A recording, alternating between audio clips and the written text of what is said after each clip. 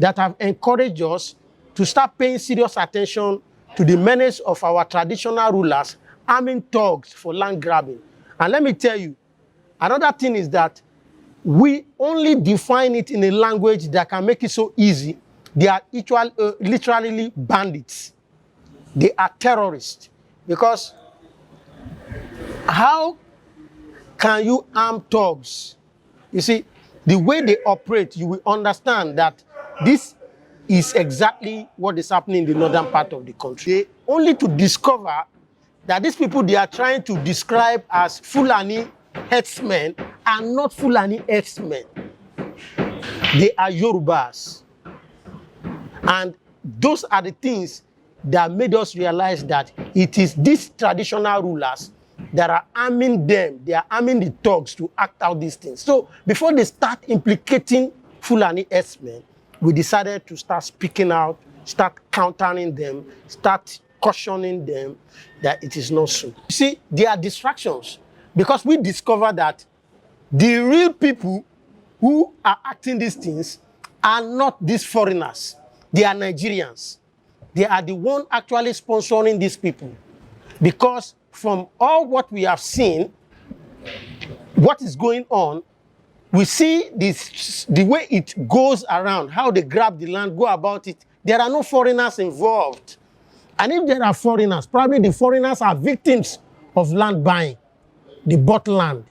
They are not the ones actually involved in this issue. So these are one of those reasons in order to satisfy our curiosity. Let's concentrate on the issue of traditional rulers involved in land grabbing and arming thugs. Now, to what extent, or could you describe the scope of the land right crisis in the Southwest, for example, like Lagos and Ogun State? To what extent have this issue been, sir? To a very large extent, the cases of land grabbing in the Southwest is on a very high side. Because if you watch recently, about some years even before the new administration came to power, in Lagos, for example, there is this, they had to create a law to protect property, I think in 2016, to the property rights law, which make it a criminal offense for somebody to forcefully invade somebody's property and in illegal occupation of such property. So all these things, other states around the Southwest follows, you know, the footstep of Lagos State. Okay. So, but there is one thing about it. You see, the rate of the problem is so high that even Lagos State up to today receives so much complaint, petitions about land grabbing. Lagos State, among all, have been the one who have tried so much to resolve some of these crises, but others have not done well. In fact, even when they have made their laws are not being effective enough to bring any meaningful or yield any meaningful result. States have created law to fight land grabbers, and they've created task force just like Lagos. But unfortunately, the activities of land grabbers now became more sophisticated and worse than ever before since they created that law. We're going to get back to the law, sir. There are increasing reports of traditional leaders allegedly arming thugs in order to seize lands. In your investigations, what patterns have you observed in the type of sophistications involved in land grabbing? The kind of pattern that I've observed is like they have seen development in the northern part of the country as an encouragement for them. They have seen courtesan as an encouragement for them. They have seen the weakness of the society as an encouragement for them to key into. You see, a situation where the political leaders in the society put thugs or incompetent people into position of the village heads, that's the Bale, or the king, that is the Oba, just to compensate their boys. You see, have degenerated to a level where so many criminals now start using positions of traditional rulership, using royal robes to commit atrocities. So they see all this thing like courtesan is such a menace that everybody believes anything that got to do with courtesan cannot be solved. So they see it as an avenue to key into. So they bring in courts. So they see terrorism in the north as something they cannot, that is banditry, they key into it. So the pattern is just like what is going on in the north, where bandits invade communities, attack communities, displace people, take over their land, take over everything.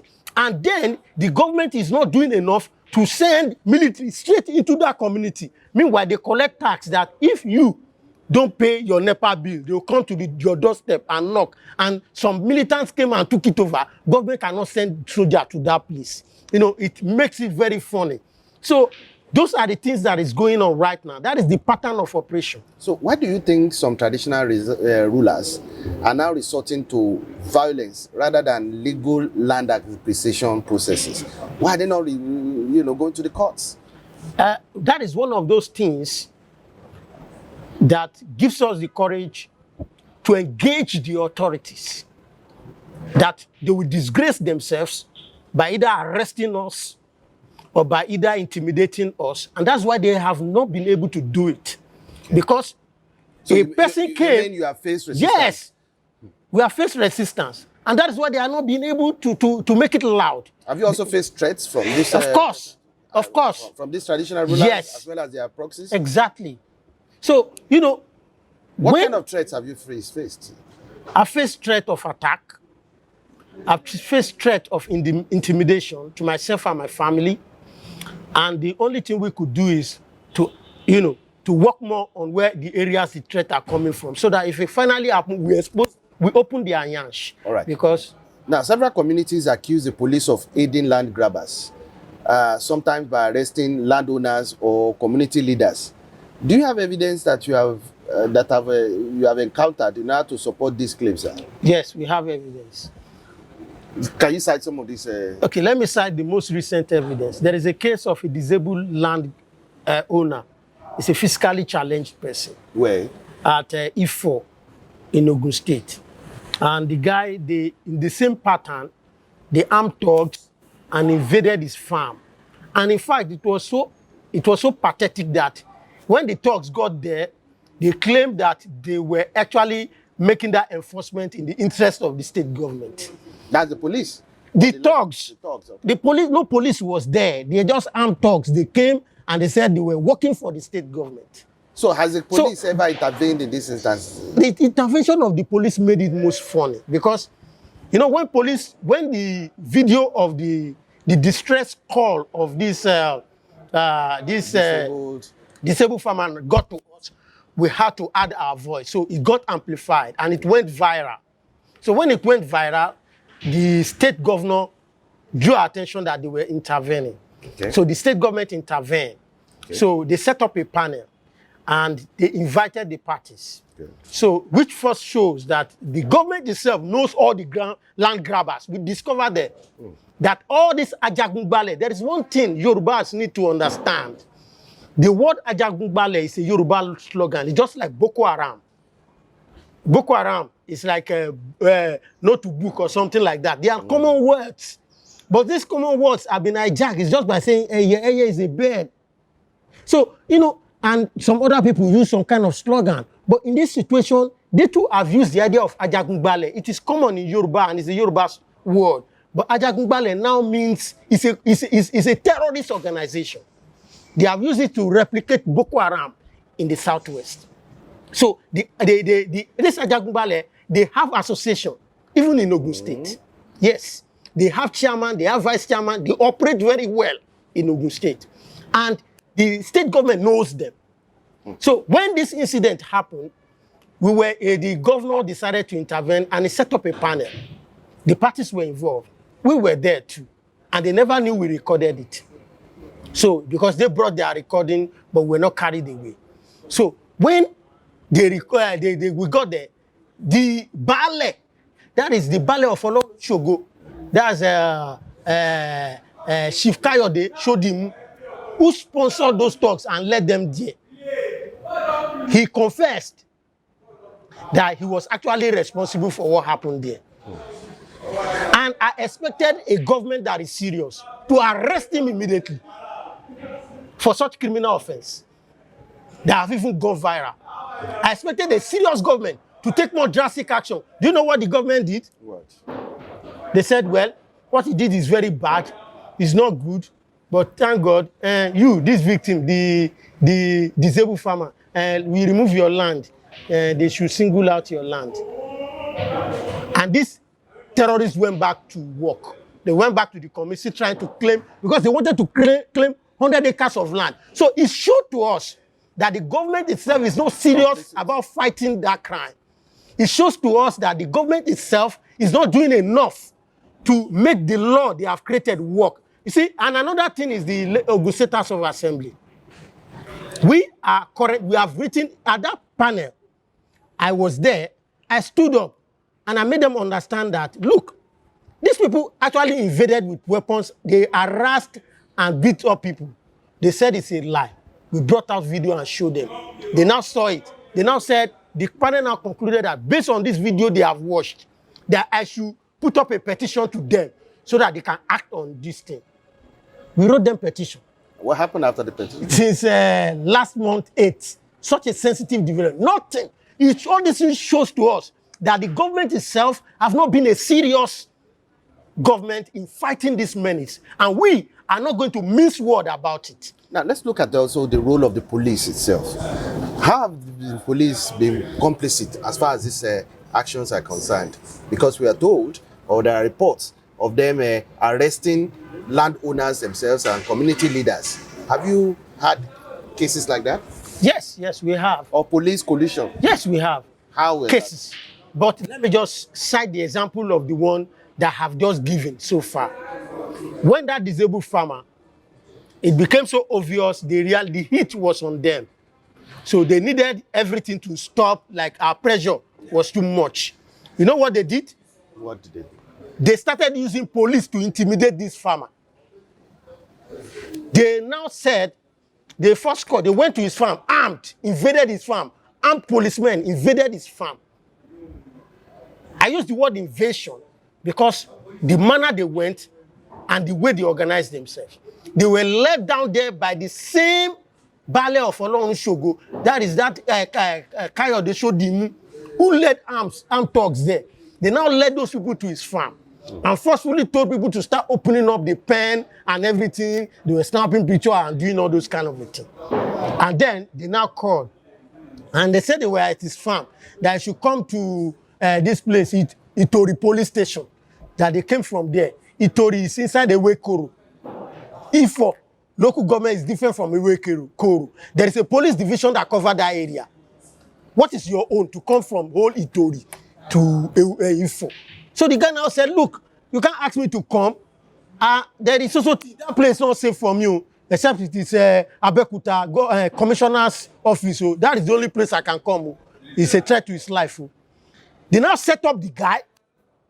They now invited him to state CID. The guy got there, they arrested him, detained him. They said why? He mentioned the names of the Oba of Itori. That is Oba Akamo. That because he mentioned his name, they detained this innocent guy. Meanwhile, there is a relationship, business relationship between Oba Akamo and that Kayode Shodimu, the Baale of Olorunshogo, that they wanted to sell land to one buyer. The Oba Itori claimed he introduced the buyer to. This was what was discussed in the panel. He introduced the buyer to the Baale, and then the Baale now on his own said he has spoken to the sellers. They have done this, they have done that. Meanwhile, the owners of the land were never aware of anything, and these people are perfecting the documentation of all this land behind the owners with the state government.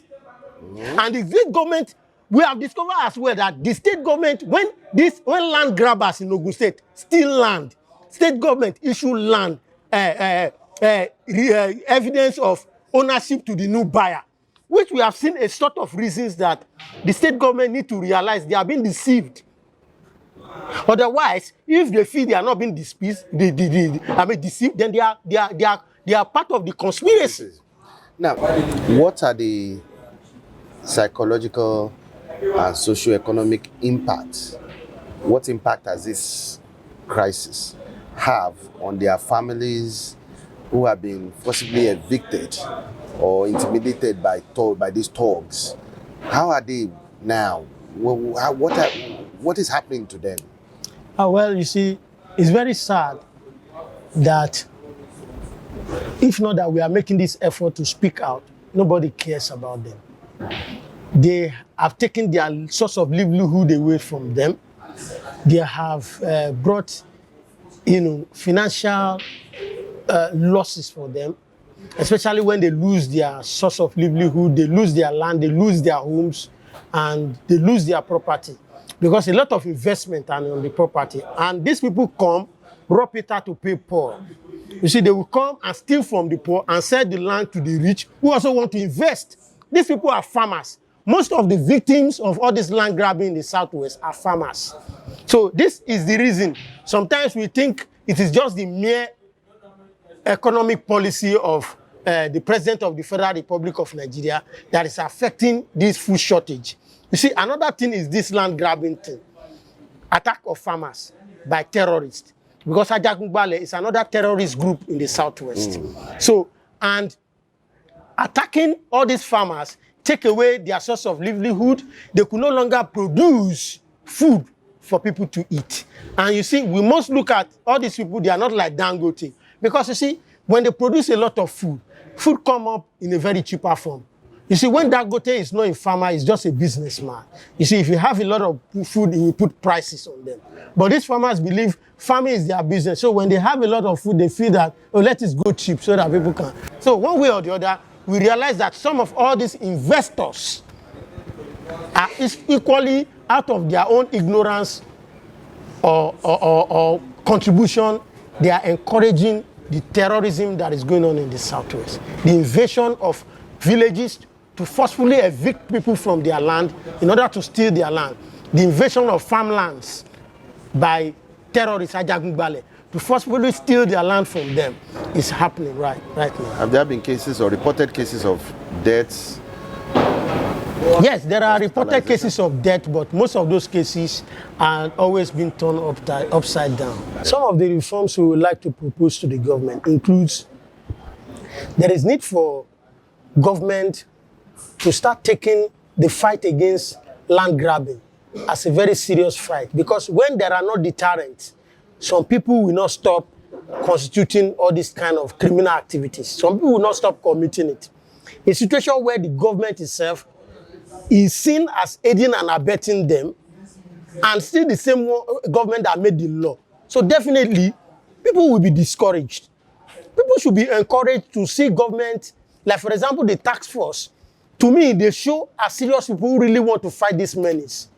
But some people refuse to heed to the instruction of the Inspector General of Police that police should stop interfering in land matters.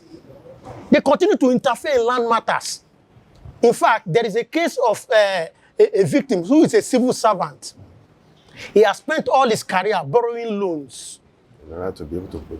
And this guy have spent his career paying loans. And at the end of the day, after all these things, what did they do? He bought a land, building an apartment, land grabbers came, and they demolished everything. And went to build one small mosque in one corner there to deceive everybody as if it's a religious thing.